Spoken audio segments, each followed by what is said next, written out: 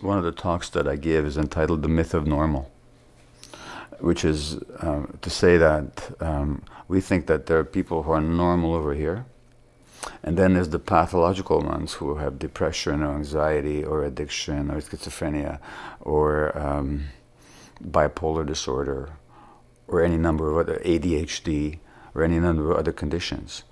What I see is a continuum, that we're all on a continuum. These traits, to one degree or another, are present in almost everybody. And it's a mythology to think that there's the normal and then there's the abnormal. Well, according to the research, the best place to be a schizophrenic in the world is not North America with all its pharmacopoeia. It's actually a village in Africa or India, where there's acceptance, where people make room for your differentness, where connection is not broken but is maintained, where you're not excluded and ostracized but where you're welcomed, and when there's room for you to act out whatever you need to act out, or to express whatever you need to express. And the whole community might even sing with you or chant with you or hold ceremony with you. And maybe find some meaning in your quote-unquote craziness. So it's contextual and it's cultural. So disease is not an isolated phenomenon of an individual. It's a culturally manufactured or culturally constructed paradigm. So a society that cuts us off from our spirituality, that cuts us off from society by idealizing the individualism and by destroying social contexts, which our society does, which ignores our emotional needs, is going to be a society that generates pathology. And I think that has to do with the very nature of the economic system that says that what matters is not who you are, but how you are valued by others.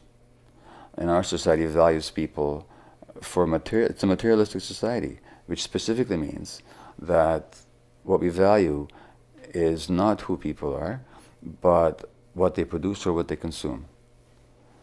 And the people that neither consume nor produce, they're ostracized, they're shunted aside, and they're totally devalued.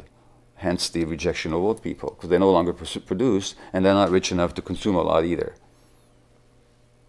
So the very nature of this materialistic society dictates or generates and promotes that separation from ourselves.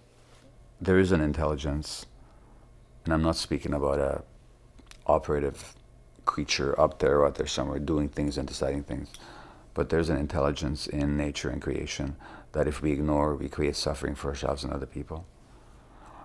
And aligning with that intelligence and aligning with that connection is really what, whether we do so consciously or whether we do so because we're called to do that in ways that manifest compassion and connection and love, that's the way we're meant to be. And so the recognizing that and the striving for it is what I call spirituality. The paths are many. Some find it through religion. Sometimes religion is an obstacle to that. In fact, often it is. But it may be a conduit to it as well, depending on who and how and where. It's what people are seeking.